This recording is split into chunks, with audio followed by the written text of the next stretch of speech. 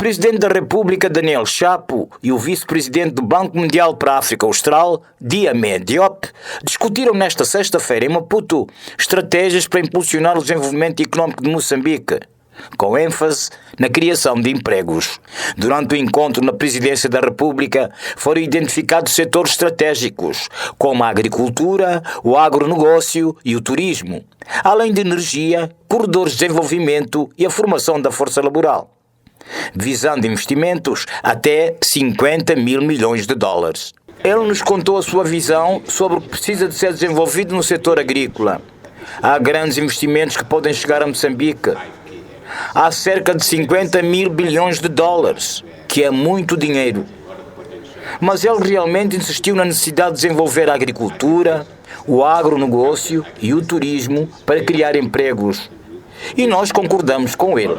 É fundamental criar empregos e a agenda de empregos deve ser o centro em tudo o que fazemos. Diop destacou a importância de alinhar programas concretos com o governo e afirmou o compromisso do Banco Mundial, em coordenação com o FMI, a apoiar o país no fortalecimento da sua economia e na resposta a desafios fiscais.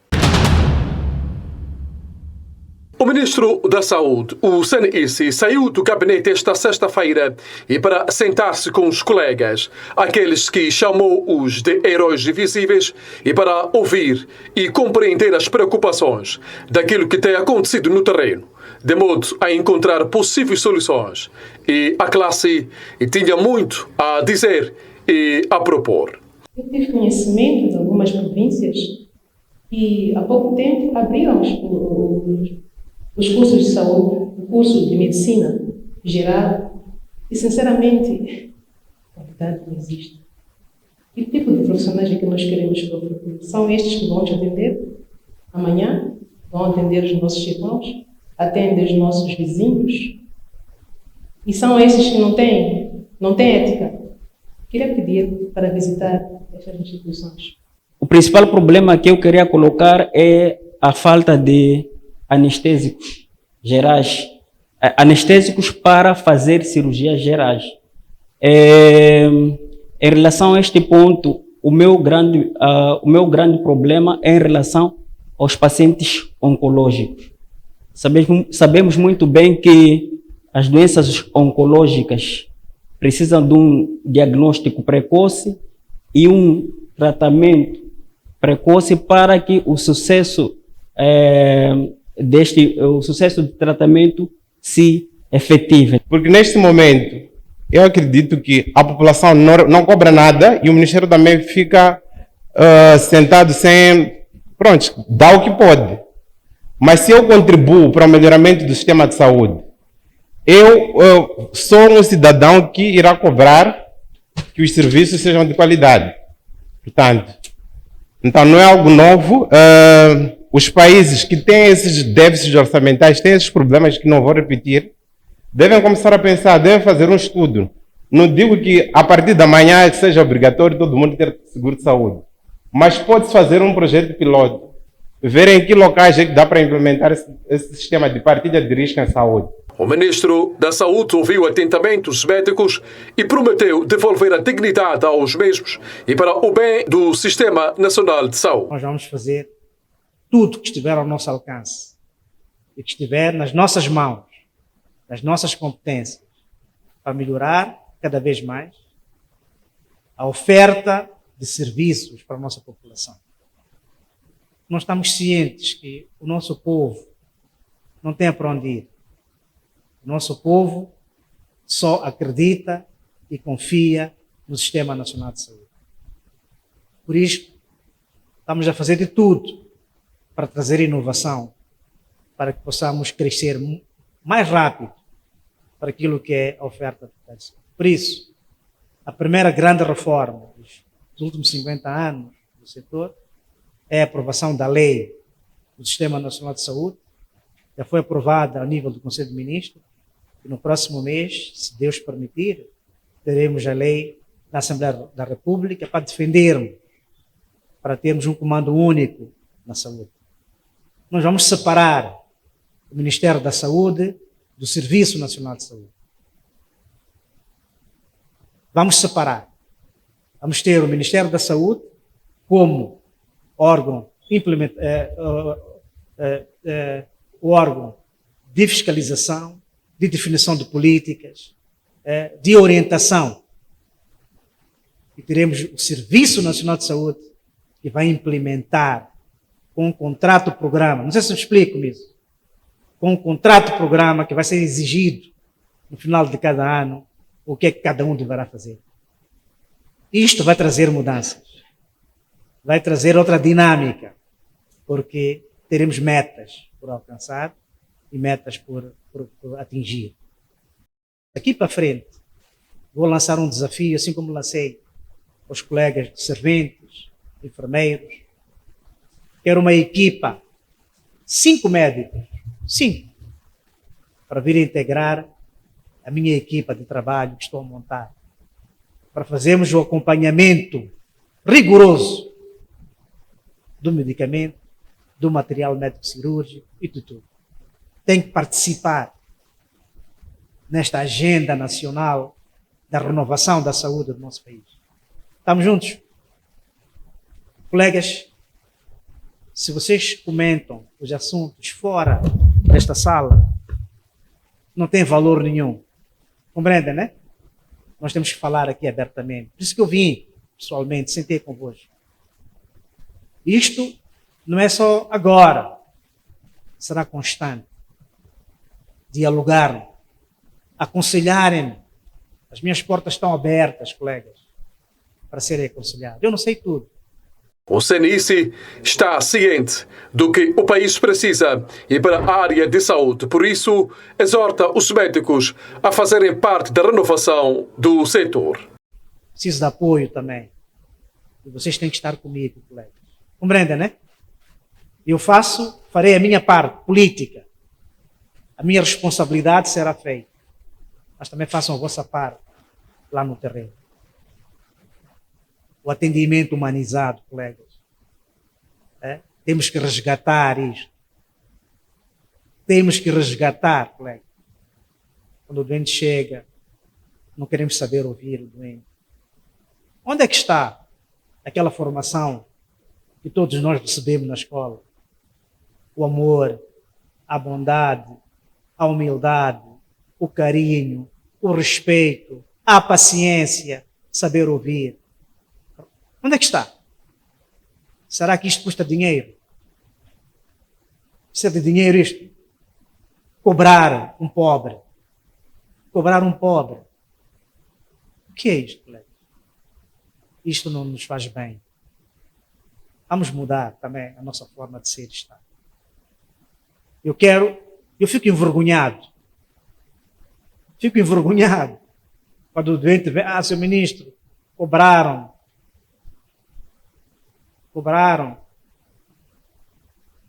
Disseram que o seu familiar está à espera do sangue ali.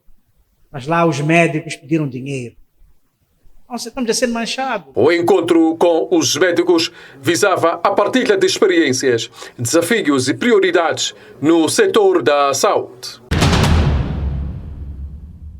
Manuel Guilherme Júnior, reitor da maior e mais antiga instituição do ensino superior em Moçambique, a Universidade Eduardo Mondlane, concedeu uma entrevista exclusiva à Focus TV, na qual abordou vários assuntos ligados ao Sistema Nacional de Educação, num pronunciamento em que se pode considerar curioso e polémico, dado o fator de questionar uma prática usada pela instituição onde ele é dirigente máximo. Manuel Guilherme Júnior começou por criticar a atual fórmula usada no acesso ao ensino superior nas instituições públicas, porque, segundo ele, a nota do exame de admissão não deveria ser determinante para avaliar o estudante. É que, em princípio, se tivéssemos vagas em todas as universidades, nem faríamos. Se eu tivesse na Universidade do Mondlane vagas para acomodar os 25 mil estudantes, eu acomodava-os, não fazia o exame de admissão. Então não é um princípio, é que ele também, e a educação é um direito até. Quando fazemos o exame de admissão, selecionamos e deixamos alguns fora que também teriam, em princípio, direito de frequentar. Mas temos que encontrar um critério para... Então, não sou eu que decido, não sou eu que determino. É que ele, em princípio, tem condições para estar no ensino superior. Para Guilherme Júnior, o princípio de seleção, ou seja, do uso da nota de exame de admissão como critério para o acesso ao ensino superior nas instituições públicas, só é válido apenas na exiguidade de vagas. O que acontece efetivamente com o exame de admissão é para selecionar aqueles que, porque precisamente não temos vagas suficientes, queremos os melhores, dentre aqueles que concluíram o 12º ano. Em princípio, todo aquele que concluiu o 12º ano tem acesso ao ensino superior. A condição do exame de admissão só surge por causa do limite do número de vagas. E precisamente por causa disso, que muitas das vezes aqueles que não conseguem, por exemplo, na Universidade do Ormalhão, eu digo, temos cerca de 25 mil candidatos, ou um pouco mais do que isso, ou um pouco menos, reprovam 21 mil ou 20 mil, porque não temos vagas. E digo reprovam, ponho aspas, porque estamos a selecionar.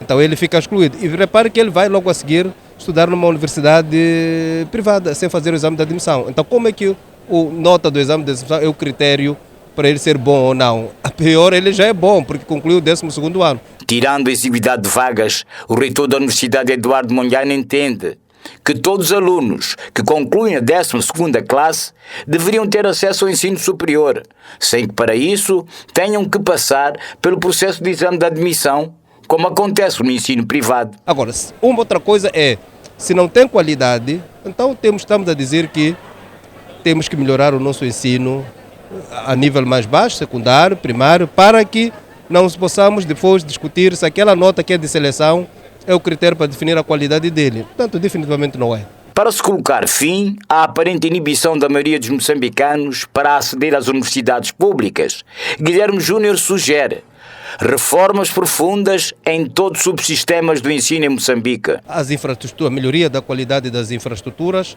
a melhoria das condições pedagógicas, a melhoria das condições inclusivamente de comprometimento em termos de compreensão dos conteúdos a serem ensinados, mas esse é um processo e leva o seu tempo. Agora, chegamos a este nível em que nós todos discutimos se há qualidade ou não há. Se temos que repensar, se não há, temos que olhar para todos esses fenômenos que eu disse, esses aspectos que eu disse antes e melhorarmos para continuarmos. É verdade que a qualidade nunca se diz que já foi alcançada de forma definitiva. Ninguém um dia chegou a dizer que a qualidade está boa lá. Agora, é relativo, mas se estamos com esse sentimento de que não temos, então os aspectos que eu me referi anteriormente têm que ser melhorados. Se calhar por aí conseguimos notar melhorias que nós estamos a dizer que neste momento não existem. O pronunciamento do reitor da Universidade Eduardo Mondlane surge numa altura em que tende a crescer o número de críticos à qualidade do ensino em Moçambique. O polémico processo da eleição de secretário-geral do Podemos, o maior partido da oposição em Moçambique, continua a dar que falar no setor político nacional. É que na passada quarta-feira, numa entrevista exclusiva à Focus TV, Alberto Ferreira, vencedor do escrutínio a secretário-geral do Podemos, legitimado pelo tribunal através de uma providência cautelar, garantiu que renunciou ao cargo por vontade própria para dedicar-se à Comissão Técnica do Diálogo Nacional Inclusivo, onde é vice-presidente. Não foi a vontade própria, não há nada de especial, ninguém digitou, ninguém disse o contrário. A questão de eu ter retirado a minha candidatura foi também para permitir que o partido tenha mais escolhas, mas outras possibilidades. O partido me confia uma função que, bem analisando as funções de vice-presidente da Comissão Técnica, exige muito mais tempo para isso. Só para ver, para nos dar conta, a partir de agora vamos para a escrutação a nível nacional, que posso levar lá 20 dias. E não é compatível com o secretário-geral para um partido que está a florescer, que está a nascer para firmar-se. Depois, os trabalhos que nós estamos a ter são constantes. Quer dizer que há muito trabalho diário, digamos assim, até fim de semana. Inclusive, temos trabalhado ou até meia-noite, não é excesso, até 3 horas de madrugada. Para o líder do partido, Albino Forquilha, a informação dada por Ferreira não consubstancia a verdade, porque, segundo ele, renunciou ao cargo porque percebeu que estava errado, razão pela qual o processo da eleição de secretário-geral vai continuar. O Ferreira, portanto, veio dizer que já não vai poder continuar. Acho que ele compreendeu as razões, não é? Neste momento, porque o caso já estava no tribunal, nós pegamos o documento que o Ferreira fez, não é? A se retirar do processo, entregamos nosso departamento jurídico, também submeteu ao tribunal. Estamos a esperar que uma posição formal do tribunal saia para termos o entendimento de que o assunto já não está no tribunal. E aí prosseguimos com a 11ª sessão, a eleição do secretário-geral. Forquilha esclareceu ainda que neste momento o partido que dirige aguarda pela decisão do tribunal para realizar ainda este ano a segunda volta, uma vez que foi suspensa. Sempre eram 4 candidatos. Já saiu um, ficam 3. Portanto, os que ficam ainda não preenchem também os requisitos da maioria absoluta. Portanto, teremos que buscar o outro a seguir, que teve votos a seguir ao Freire, não é? Para poder concorrer com o outro. 2 irão concorrer sempre. Ainda este ano? Ainda este ano, sim. Como disse, depende do tribunal. Como disse, estamos à espera do tribunal. Basta o tribunal dar-nos o documento formal, então nós marcamos a sessão. Sim, vai acontecer. Fiquem tranquilos, vai acontecer. Com este desmentido, fica a ideia de que o processo da eleição de secretário-geral do Podemos ainda vai fazer correr muita água por baixo da ponte e alimentar muitos debates políticos a nível nacional, tendo em conta tratar-se do maior partido da oposição em Moçambique. Lutero Simango, presidente do Movimento Democrático de Moçambique, MDM, reagiu com preocupação aos sistemáticos assassinatos de agentes do Cernica. Para Lutero Simango, a persistência do fenómeno revela que o Estado moçambicano está capturado pelo crime organizado. Nós não podemos continuar a viver numa insegurança permanente, como acontece hoje. E para resolver esses todos os problemas, nós temos que reformular a nossa política de segurança nacional. E também temos de pensar seriamente da forma como nós construímos a nossa polícia, o nosso exército, a nossa força aérea, tudo isso. Simango aponta ainda a falta de critério na seleção de jovens que ingressam nas fileiras das forças de defesa e segurança, razão pela qual exorta a quem de direito a reverter esta situação, tendo em conta que a questão de segurança deve ser tratada com muita seriedade. Faz sentido que não haja critérios de seleção de indivíduos que vão à polícia. Se eu tenho menos de 1 metro de altura, não devo ir à polícia. Nós temos que estabelecer agora qual é a altura mínima e máxima para estar na polícia. Não podemos ter medo. Agora, levar o indivíduo para trabalhar no Ministério do Interior é uma coisa. Agora, levar o indivíduo para ser polícia, nós temos que pensar seriamente. Refira-se que só este ano mais de 5 agentes foram assassinados de forma bárbara na cidade da Matola. A próxima época chuvosa e ciclónica poderá apresentar um risco relativamente maior devido às grandes quantidades de precipitação que o país vai receber, tal como refere o diretor nacional dos recursos hídricos, Agostinho Vilanculos. Da análise efetuada, nós vimos que, de facto, vamos receber grandes quantidades de precipitação que podem concorrer para o aumento dos níveis de armazenamento nas nossas barragens, assim como dos escoamentos nas principais bacias hidrográficas. Sobretudo no primeiro período na região sul, temos a bacia do Maputo, depois temos a bacia do Umbiluz, em Comate, que são aquelas que nós consideramos que o risco é elevado, e na região centro temos a bacia do Savane, que é onde localiza-se a cidade da Beira, e também temos a bacia do Lecumbe. No segundo período, que é janeiro, fevereiro e março, esta situação vai se agravar, e porque a chuva também tende a intensificar. As previsões mostram que vamos ter chuvas acima do normal para este período, e é um período também que normalmente os solos já estão saturados, não tem capacidade de retenção, e as barragens também estão completamente cheias. Só para termos uma ideia, no início desta época chuvosa, quase todas as barragens da montante na região sul, para falar das barragens da África do Sul, estamos a falar das principais barragens como do Ocops, depois Eswatini, temos Maguga, temos Minjol, que neste momento estão com cerca de 99% do nível de armazenamento. Se as barragens estão cheias, então não tem capacidade de encaixar, então qualquer chuva que cai nos países vizinhos transforma-se em escoamento e vem para o nosso país. Então, nesse segundo período, que é janeiro, fevereiro e março, nós achamos que vamos ter chuvas, vamos ter cheias de grande magnitude, classificamos de um regime alto, sobretudo na bacia do Incomate e depois também na bacia do Umbiluz e Maputo. E esta situação também vai concorrer para a ocorrência de cheias de magnitude elevada para a bacia do Save Depois também pode entrar em cena Buzi e Pungo e a bacia do Licungo. A situação vai afetar pelo menos 4 milhões de pessoas, das quais cerca de 600 mil vão necessitar de assistência. Além deste número, prevê-se ainda que algumas áreas de elevado potencial agrícola poderão ser afetadas pelas inundações.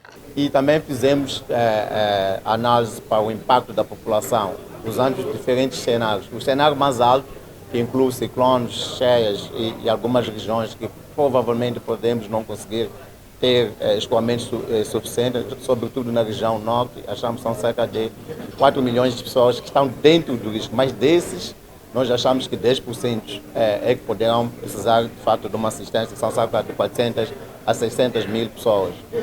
E também olhando para aquilo que é o impacto na área de abastecimento de água. E nós temos um total de cerca de 120 sistemas de abastecimento de água que também estão em risco de inundação para este período, sobretudo para janeiro, fevereiro e março. E também temos cerca de 4 mil escolas e cerca de 500 unidades sanitárias. Nós também fizemos aqui o cálculo de impactos para a agricultura. Nós estamos a pensar que cerca de 4 milhões de hectares de terras potencialmente agrícolas estão em risco e deste número também estamos a incluir cerca de 7 mil hectares na cidade de Maputo. Das zonas verdes da cidade de Maputo, nós sabemos que a verdura que nós consumimos é do setorão da cidade de Maputo. Pela intensidade da chuva, nós achamos também que pode ser afetada esta área. Os setores da saúde pública e agrícola revelam fórmulas para responder com eficácia os possíveis impactos dos eventos extremos. A detecção precoce de surtos, isso pode facilitar a redução do risco de eventos climáticos extremos. E isso o Ministério da Saúde já está a organizar, ou seja, já tem feito. Apenas precisamos de potencializar.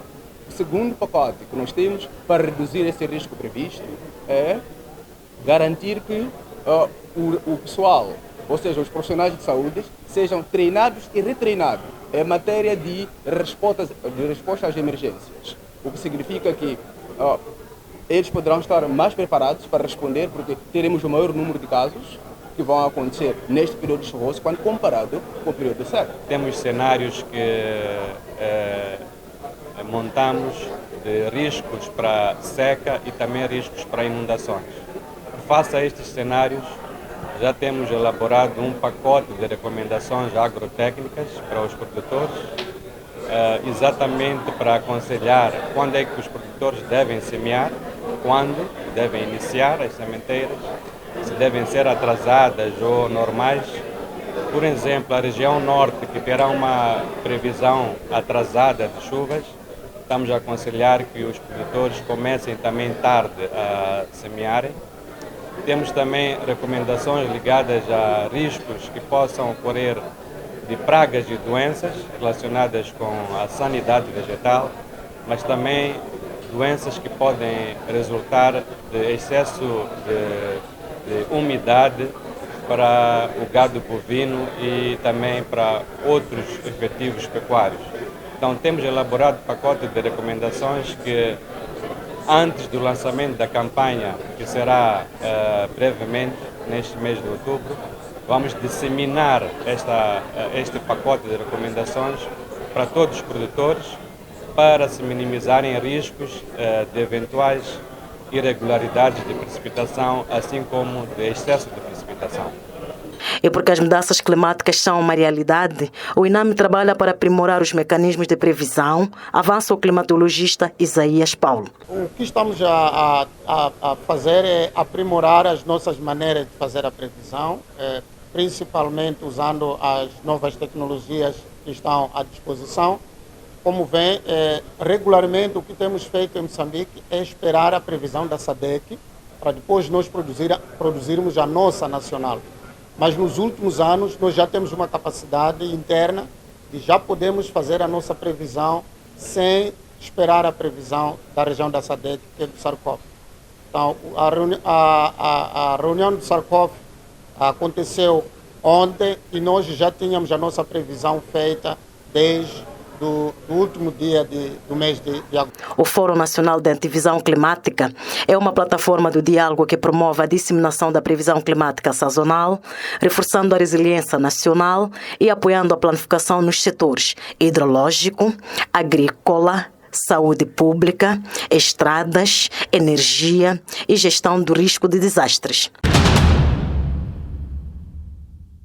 Durante a primeira volta do Moçambola 2025, o Ferroviário da Beira, assim como outras equipas que fazem parte da competição, enfrentaram vários desafios, desde a paragem do campeonato por motivos logísticos financeiros até a realização do jogo em intervalos apertados. Convidado a fazer o balanço do desempenho da sua equipa ao longo da primeira volta do maior campeonato de futebol do país, Aquilo Marcelino aponta os pontos críticos que terão influenciado negativamente no desempenho dos locomotivas do Chevev. Em termos gerais, aquilo que, em termos de comportamentos, a equipa oscilou bastante durante a primeira volta, aquilo que é a nossa maneira de jogar, o nosso processo. Houveram bons momentos que sentimos que a equipa jogou muito melhor jogos fora de casa, e em casa não jogamos assim tão dentro daquilo que é o nosso ADN, daquilo que nós temos preparado sempre. Fizemos um trabalho de investigação para ver o que é que está a acontecer, e acho que há momentos que acusamos muita ansiedade em jogos em casa principalmente, e jogos fora de casa a equipa comporta-se de outra maneira, tem outros comportamentos dentro daquilo que é o nosso modelo. Numa avaliação interna, a equipa não conseguiu até o momento incorporar de forma plena as ideias e projeções traçadas desde o início da temporada. Portanto, posso dizer que não conseguimos assimilar na íntegra aquilo que nós estamos a projetar desde o princípio da nossa preparação. Mas também houveram vários fatores que acabaram influenciando este déficit de assimilação, que eu acabei explicando aqui algumas vezes anteriores, aquilo que foi a nossa preparação e aquilo que foi também o próprio campeonato, com as paragens, arranca para, apesar de ser algo que aconteceu com todas as equipes. Mas, como eu disse sempre, nós fomos uma equipa que tentamos sempre trabalhar sobre essas adversidades todas e tentar fazer o nosso melhor. Apesar das dificuldades, Marcelino diz que o Ferroviário da Beira mantém o foco em corrigir as falhas e melhorar nesta segunda volta do Moçambola 2025.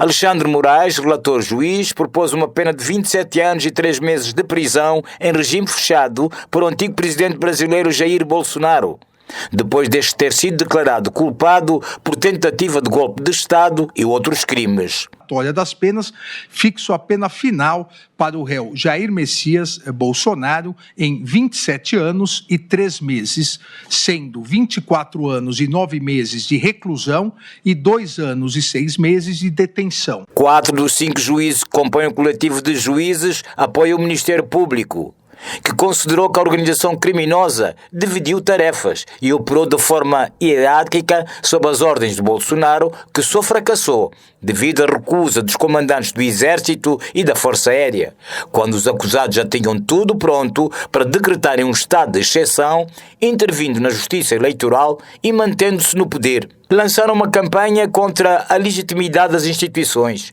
através de ameaças e da disseminação de notícias falsas, para criar um ambiente social favorável. Confirmada a derrota nas urnas em outubro de 2022, redigiram decretos com medidas excepcionais, editados pelo próprio Bolsonaro, e até iniciaram um plano, corroborado por documentos e áudios, para assassinar Lula da Silva, o seu vice-presidente Geraldo Alckmin e o próprio juiz Alexandre de Moraes, o relator do processo. O único voto divergente foi de Luís Fux, que absolveu Bolsonaro de todas as acusações, porque, na sua opinião, não existem provas suficientes. A entrada na prisão não será automática, pois ainda há espaço para alguns recursos. Após a publicação do acórdão, a defesa e a acusação podem interpor, no prazo de 5 dias, para corrigir eventuais contradições ou omissões. Esses recursos podem prolongar o processo por semanas ou meses, e mesmo após a eventual rejeição, podem surgir novos incidentes, como agravos.